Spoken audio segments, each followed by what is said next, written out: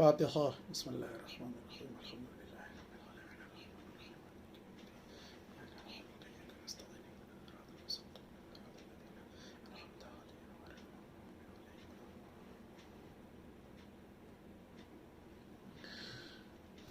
لا حول ولا قوة إلا بالله العلي العظيم. أعوذ بالله من الشيطان الرجيم. بسم الله الرحمن الرحيم. الحمد لله رب العالمين بارئ الخلائق أجمعين باعث الأنبياء والمرسلين. الصلاة والسلام والتحية والإكرام على أشرف الأنبياء وأفضل المرسلين سيدنا ونبينا وحبيب قلوبنا وطبيب نفوسنا وشفيع ذنوبنا مولانا ومولى ثقلين جد الحسن والحسين أبي القاسم مصطفى محمد. اللهم صل على محمد وعجل فرجه وعلى أهل بيته الطيبين الأطهرين الأكرمين المعصومين المظلومين المنتخبين المنتجبين الذين أذهب الله عنهم الرجس وطهرهم تطهيرا. اللهم صل على واللعنة الدائمة الباقية على أعدائهم أجمعين من الآن إلى يوم الدين. أما بعد فقد قال النبي صلى الله عليه وآله وسلم بني الإسلام على 5 أشياء: الصلاة والزكاة والحج والصوم والولاية. التماس ایک بار سورہ ہم 3 بار سورہ اخلاص کی تلاوت فرما کر مرحومہ آصفہ بیگم بنت میر زماں حسین، مرحومہ نرجس خاتون بنت میر زماں حسین، مرحوم میر زماں حسین ابن میر رضا حسین، مرحومہ عسکری بیگم بنت علی حسین، ان کے ارواح کو ایصال فرما دیجیے.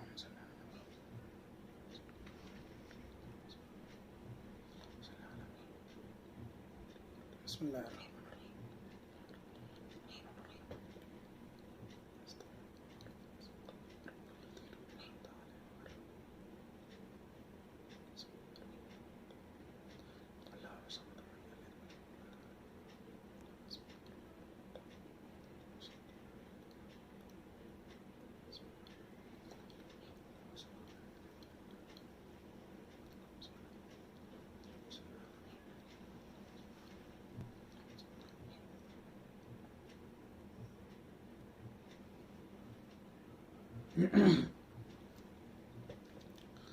اس سے پہلے کی جو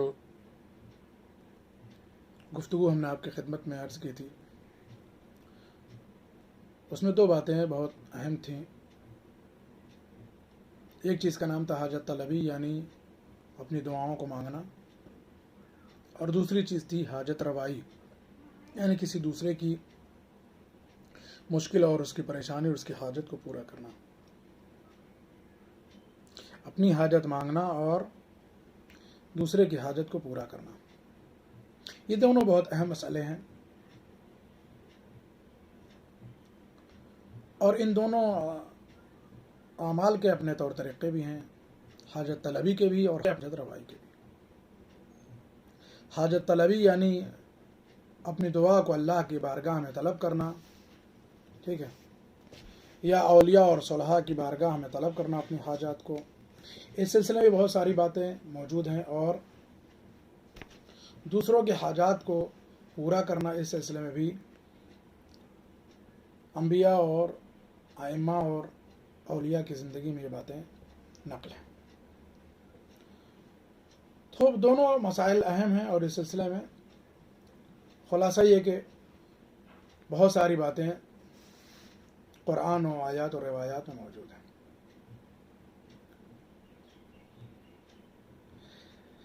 جہاں تک مسئلہ حاجت طلبی کا ہے تو وہ زیادہ اہم ہے، اس لیے کہ انسان کسی دوسرے کی مشکل حل کرنے سے پہلے وہ چاہتا ہے کہ اپنی مشکل حل کرے.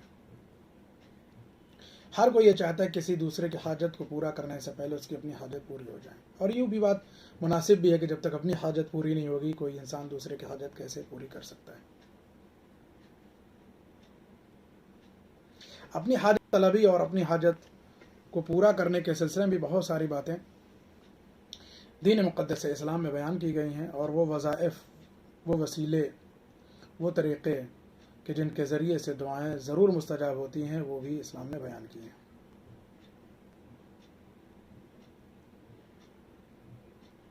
بہت سارے ایسے خاص اعمال ہیں، جیسے گزشتہ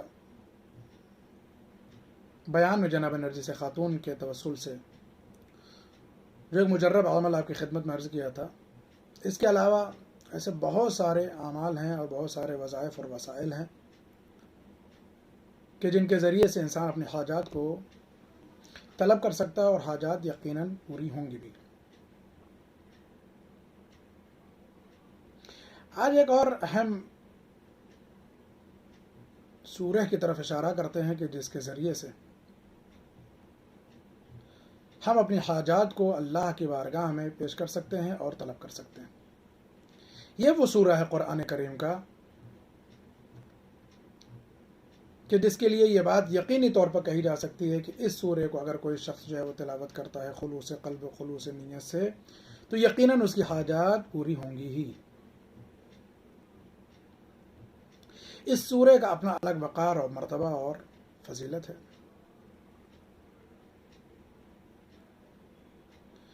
روایات کی بنا پر اس سورہ کو کہ جس کو آپ کے سامنے ہم نقل کرنے جا رہے ہیں، انسان کا جو کیا ہے حال اور احوال اور مشکلات میں شامل ہے۔ یہ وہ سورہ جو ہماری اور آپ کی مشکلات کو، بلاؤں کو، پریشانیوں کو، مصیبتوں کو دور کرنے والا بھی ہے، حاجات کو پورا کرنے والا بھی ہے۔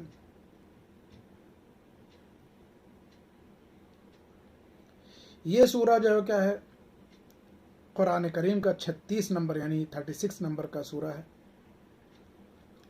اس میں کل 83 آیات ہیں،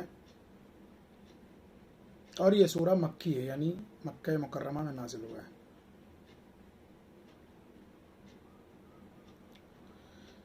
روایت میں ہے کہ اگر کوئی شخص اس سورہ کی تلاوت کرتا ہے تو پروردگار عالم اسے شریف کہہ کے پکارتا ہے۔ عجیب ہے نا؟ دنیا والے اگر کسی کو شریف کہیں تو یہ بہت بڑا مسئلہ نہیں، بڑی بات تب ہوتی ہے جب اللہ کسی کو شریف کہے، شرف والا کہے۔ روایت میں ہے کہ اگر کوئی شخص اس سورہ کی تلاوت کرتا ہے تو اللہ کیا اسے شریف کہہ کے خطاب کرتا ہے، اسے شریف کہہ کے بلاتا ہے۔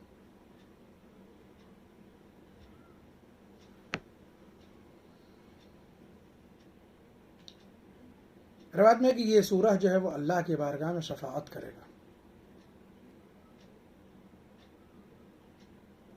ہر جو ہے وہ کیا ہے بیماری کو دفع کرتا ہے، ہر حاجت کو پورا کرتا ہے۔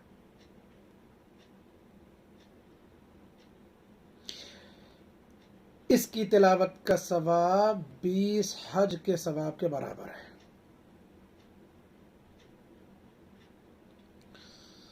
یہ تو ہوا ثواب 20 حج کے برابر، کیونکہ جو کوئی اس کی تلاوت کرتا ہے۔ اگر کوئی شخص اس کی تلاوت نہ کرے بلکہ اس کی تلاوت کو صرف سنے، اس کا کیا ثواب ہے؟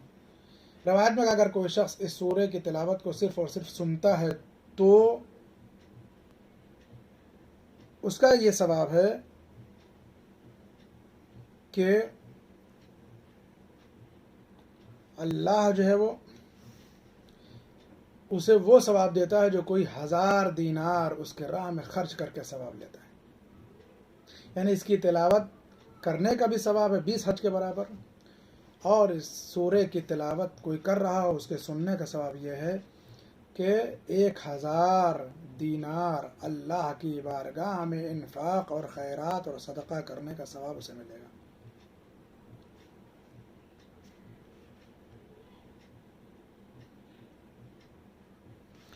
پیغمبر اسلام حضرت محمد مصطفیٰ صلی اللہ علیہ وآلہ وسلم سے یہ روایت ہے کہ اگر کوئی شخص اس سورہ کو صرف اور صرف ایک بار پڑھتا ہے تو اللہ اسے 10 مرتبہ قرآن ختم کرنے کا ثواب عنایت کرتا ہے۔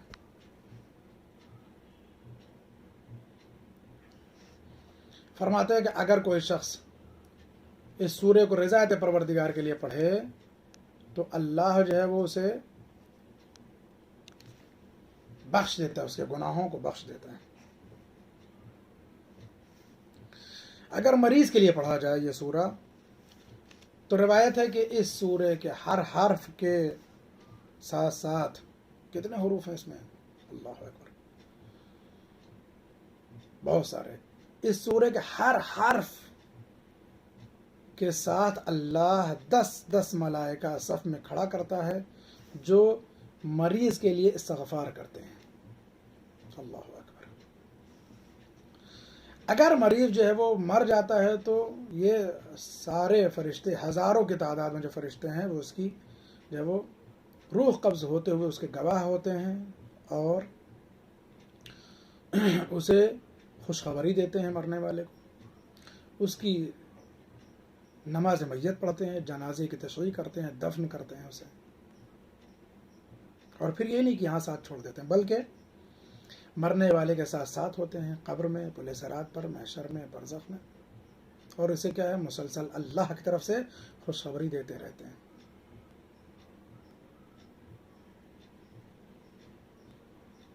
صلوات بر محمد و آل محمد محمد و آل محمد. جناب ابو بصیر جو امام جعفر صادق علیہ السلام کے انتہائی خاص شاگرد ہیں، ان سے روایت ہے کہ وہ فرماتے ہیں کہ امام جعفر صادق علیہ السلام نے فرمایا کہ ہر چیز کے لیے کیا ہے، ایک قلب ہوتا ہے، ایک دل ہوتا ہے. اور قرآن کا قلب جو ہے وہ یہ سورہ ہے. اب آپ سوچ رہے ہوں گے کہ صاحب اتنے دیر سے جو ہے وہ ساری باتیں کر رہے ہیں مگر اس سورہ کا نام نہیں بتا رہے ہیں. اب اس سورہ کا نام بتا دے رہے ہیں. اس سورہ کا نام ہے یاسین. چھٹے امام فرماتے ہیں جناب ابو بصیر کے ذریعے سے کہ ہر چیز کا ایک دل ہوتا ہے، ایک قلب ہوتا ہے، اور قرآن کریم کا دل کیا ہے، سورہ یاسین ہے. یہ ساری فضیلتیں سورہ یاسین اور سورہ یاسین کے پڑھنے والے کے لیے.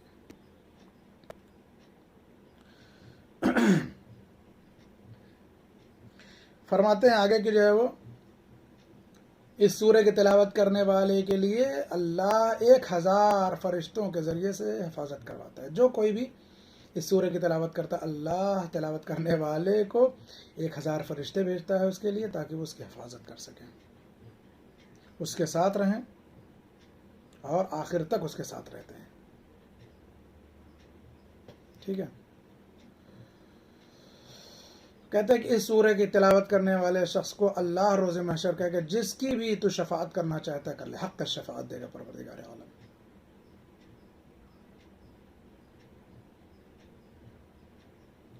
اس سورہ کی جو بھی تلاوت کرنے والا ہوگا، اللہ اسے قیامت کے دن کہے گا کہ تجھے یہ حق ہے کہ تو جس کی چاہتا ہے شفاعت کر سکے، کر لے. جس کی شفاعت بھی کر سکتا ہے کر لے.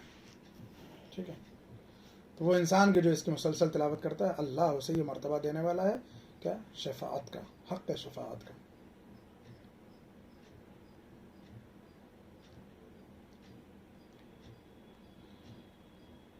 امام محمد باقر علیہ السلام جناب جعفر جعفری سے یہ روایت کرتے ہیں کہ وہ ان کے ذریعے سے روایت وارد ہوئی ہے کہ فرماتے کہ سورہ کے حروف کے اعتبار سے جتنے بھی حروف ہیں، ہزاروں، ٹھیک ہے، حسنات یعنی ہزاروں نیکیاں انسان کے نامہ اعمال میں لکھی جائیں گی، اور ہزاروں گناہ انسان کے نامہ اعمال سے محو کیے جائیں گے، مٹائے جائیں گے.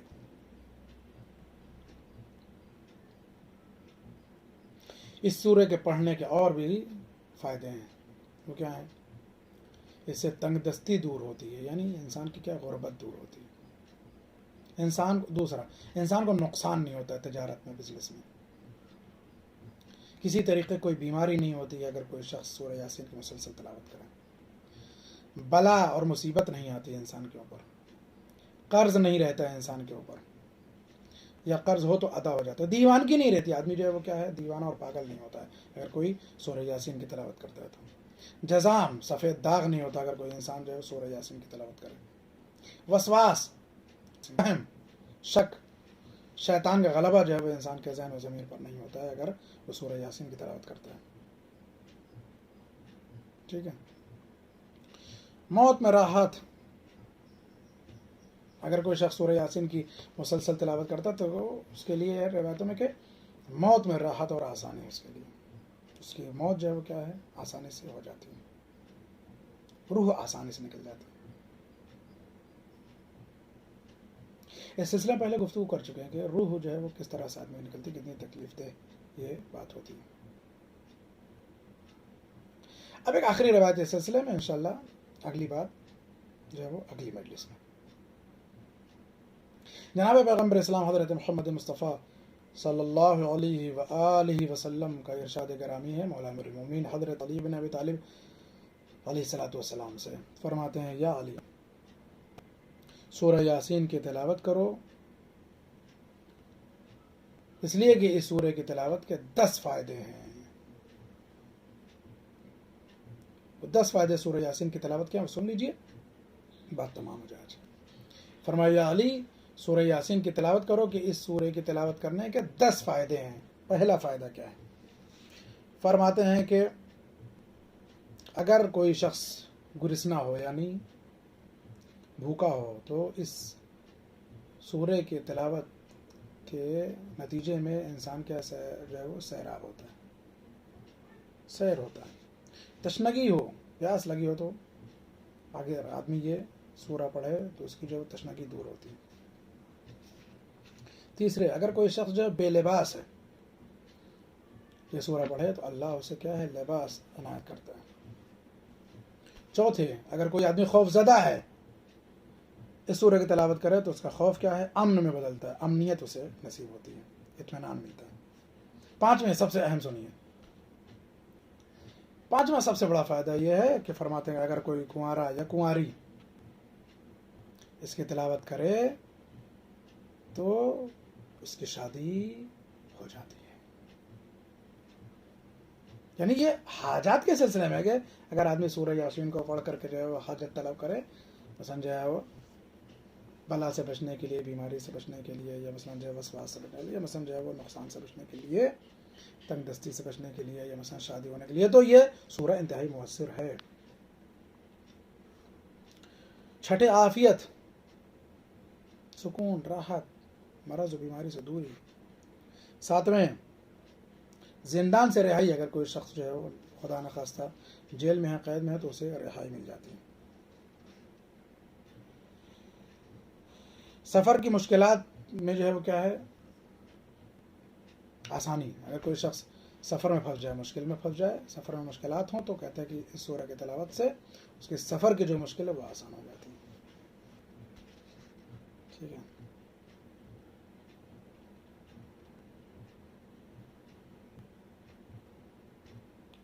نواں فائدہ یہ ہے کہ اگر فرماتے ہیں کہ اگر میت کے نزدیک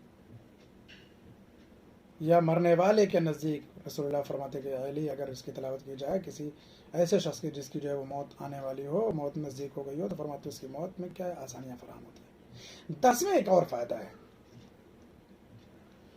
جو اس کے فوائد اور ثواب میں آج ہی ہماری نگاہ اس مسئلے پر پڑی ہے، یہ ہم پہلے اس سے واقف نہیں تھے۔ بہت دفعہ ایسا ہوتا ہے کوئی شخص جو ہے وہ کیا ہے ناراض ہو کر یا مثلا جو ہے وہ غلطی سے خطا سے غائب ہو جاتا ہے، اپنے گھر والوں سے دور ہو جاتا ہے، رشتہ دار سے جو ہے وہ کیا ہے دور ہو جاتا ہے، بھاگ جاتا ہے بعض دفعہ غصہ ہو کر کے کوئی شخص، کوئی نوجوان بچہ۔ اس سلسلے میں بھی یہ 10ویں جو ہے وہ بات، جو 10واں فائدہ رسول اللہ نے فرمایا مولا امیر المومنین سے کہ علی جو ہے وہ گمشدہ جو ہے وہ کیا ہے وہ بھی واپس آ جاتا ہے۔ اگر کوئی شخص چاہتا ہے کسی گمشدہ کو واپس لائے، کوئی بھاگا ہوا انسان ہے، کوئی بھاگ گیا ہے، کوئی کھو گیا ہے، کوئی غائب ہو گیا ہے، ناراض ہو کر چلا گیا ہے، گھر واپس نہیں آ رہا ہے، تو فرمایا کہ یا علی اس کا یہ فائدہ ہے کہ اگر اس کی تلاوت کی جائے تو جو بھاگ ہوا شخص ہے وہ بھی کیا ہے واپس آ جائے گا۔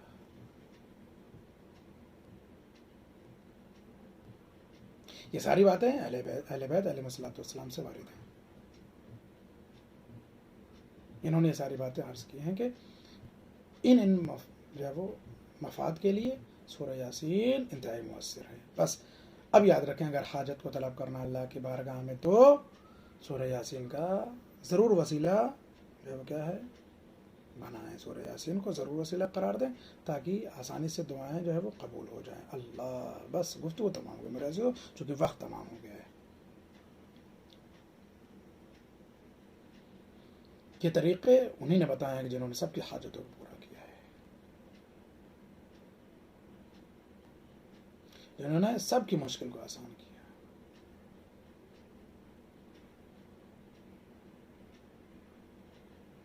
یہ روایت جناب امیر المومنین کے وسیلے سے تھی، اس لیے دل چاہتا ہے کہ بس ایک فقرہ جناب امیر المومنین کی زندگی سے عرض کرتے ہیں، مصاحب کے مجلس تمام ہو جائے۔ ابن ملجم نے مولا امیر المومنین کی ضربت ماری، ضربت کے لگنا تک مولا امیر المومنین کا سر 2 حصوں میں تقسیم ہو گیا. تلوار جو ہے وہ مولا کے مغز تک پہنچی، لہو لہان ہوئے مولا.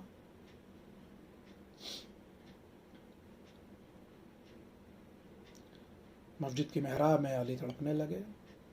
خاک مسجد کو اٹھا کر کے اپنے زخموں میں لگاتے ہیں. نمازیوں میں شور و غل برپا ہوا. جناب جبرائیل کی آواز آئی کہ ارکان ہدایت منادم ہو گئے، بس یہ جناب مصطفیٰ جو ہے وہ کیا ہے، شہید کیے گئے.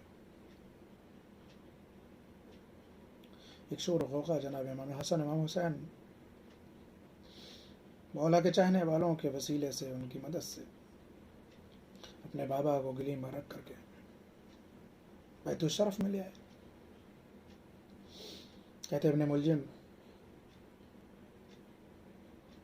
مولا کے سر پہ ضربت لگانے کے بعد فرار ہو گیا. لوگ اس کے پیچھے دوڑے، پکڑ کے لے آئے اسے اسیر کر کے مولا کے سامنے کھڑا کے. دیکھیے مولا کی زندگی میں حاجت روائی کیا ہے، کس طرح سے لوگوں کی مشکل کو آسان کرتے ہیں. حالت ایسی ہے کہ علی کے اس وقت کلام کرنا بھی سخت ہے، بولنا بھی سخت ہے، انتہائی درد کے عالم میں امیر المومنین. لیکن پھر بھی جب ابن ملجم جیسا قاتل بھی علی کا سامنے آیا، اسیر کر کے لایا گیا، مولا نے دیکھا کہ اس کے چہرے کا رنگ بدل رہا ہے. مولا نے پوچھا ابن ملجم مجھے لگتا ہے کہ تو کچھ پریشانی کے عالم میں ہے، تجھے کچھ درد ہو رہا ہے؟ کہ لگا ہاں مولا، یہ لوگوں نے میرے بازو کو بڑی مضبوطی سے باندھ رکھا ہے، اس رسی سے تیز سے جکڑ رکھا ہے، اتنی تیز سے انہوں نے باندھا ان لوگوں نے کہ ہمارے بازو میں درد ہو رہا ہے. مولا نے حکم دیا اس کے بازو کی رسی کو کھول دیا جائے.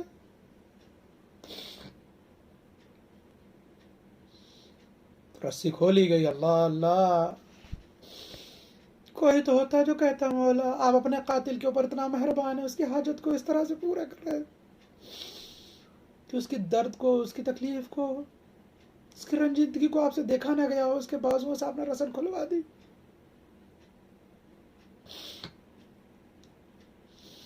مولا یہ واقعہ ام کلثوم، زینب، اور میرا باپ یہ سب دیکھیں گے. میرے معبود، میرے مولا، اس واقعے کو سب نے سنا ہوگا، سب نے دیکھا ہوگا. مولا 20 سال کے بعد آپ کی انہی بیٹیوں کے ہاتھوں میں رسم باندھی جائے گی، اور ایسی بے دردی کے ساتھ کہ ایک رسم ہوں گے، متعدد گلے ہوں گے، کچھ کے قد بڑے ہوں گے، کچھ کے قد چھوٹے ہوں گے، سب کو ایک رسم میں باندھا جائے گا، دیار بدیار پھرایا جائے گا. اے علی، دیار بدیار آپ کی انہی بیٹیوں کو پھرایا جائے گا جن کے سر کو کسی نے حتیٰ سورج اور آسمان نے بھی کبھی کھلا نہیں دیکھا تھا. یہ برہنہ اثر بازوں میں رسن بدی ہوگی، دیار بدیار پھرائی جا رہی ہوں گی، منادی کی آواز ہوگی، اے تماشا دیکھنے والوں آؤ، یہ علی کی بیٹیاں ہیں جنہیں برہنہ اثر اسیر کر کے دیار بدیار پھرایا جا رہا ہے. ارے زینب کبھی بھائی کے چہرے کو دیکھتی ہوں گی، کبھی نجف کا رخ کر رہی ہوں گی، عجب نہیں آواز دے رہی ہوں گی، اے بابا، ارے آپ کی بیٹیوں کے ساتھ یہ برتاؤ کیا جا رہا ہے. بیویاں، ارے ایک بیوی دوسری بیوی کے پیچھے چھپ کر اپنا پردہ کر رہی ہوگی، لیکن ظالمین ارے بے پردگی کے عالم میں زینب کو اور دوسری بیویوں کو دیار بدیار، ارے زندان بے زندان، دربار بے دربار پھرا رہے ہوں گے. تعارف ہو رہا ہوگا یہ علی کی بڑی بیٹی زینب ہے، یہ چھوٹی بیٹی ام کلثوم ہے، یہ فضہ ہے. انا للہ و انا الیہ راجعون، رضا بقضائہ و تسلیما لامرہ، وسيعلم الذین ظلموا ای منقلب ینقلبون. الہی بحق زہرا و ابیہا و بعلہا و بنیہا و سر المستودع فیہا. پروردگارہ تجھے محمد اور آل محمد کی ہماری سب عبادت قبول فرما، جہاں جہاں بے شجاع حیدر کرار ان کے جان و مال و اولاد و آبرود محافظت فرما. اور اللہ تجھے محمد اور آل محمد کے عطبات عالیات روضات مقدسات کو محفوظ فرما، علماء و علام مراج کرام کو محافظت فرما. میرے اللہ تجھے واسطہ محمد اور آل محمد کا جو لوگ بھی پریشان ان کو پریشانی سے دور فرما، جو لوگ اب جو زیارات کو مشتاق ان کو جو زیارات سے مشرف فرما، میرے اللہ تجھے واسطہ محمد اور آل محمد کے جن مرحومین کے اصال ثواب کے لیے مجلس برپا کی گئی، اس مجلس کا ثواب ان مرحومین کی روح کو اصال فرما، ان کے درجات کو بلند فرما، میرے اللہ تجھے واسطہ محمد اور آل محمد کا ہمارے مریضوں کو شفا کاملہ اور عاجلہ عنایت فرما، معبود تجھے واسطہ محمد اور آل محمد کا ہمارے زمانے کے امام ہمارے صاحب ولی نعمت ہمارے مولا اور آقا کے دہور میں تعجیل فرما، ہم سب کو ان کے مخلص اعوان و انصار میں شمار فرما، ربنا تقبل منا انک انت السمیع العلیم وتب علینا انک انت التواب الرحیم۔ التماس ہے ایک بار سورہ ہم 3 بار سورہ اخلاص کی تلاوت فرما کر مرحومہ آصفہ بیگم بنت میر زماں حسین، مرحومہ نرجس خاتون بنت میر زماں حسین اور مرحوم میر زماں حسین ابن میر رضا حسین، مرحومہ عسکری بیگم بنت علی حسین صاحب کی روح کو اصال فرما دیجیے۔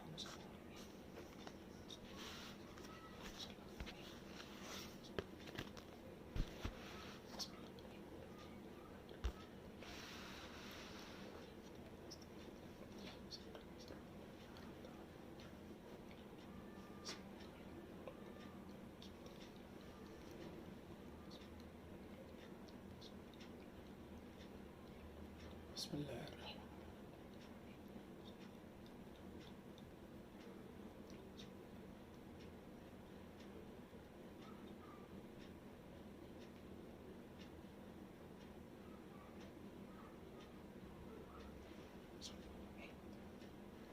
اللہ علیہ وسلم۔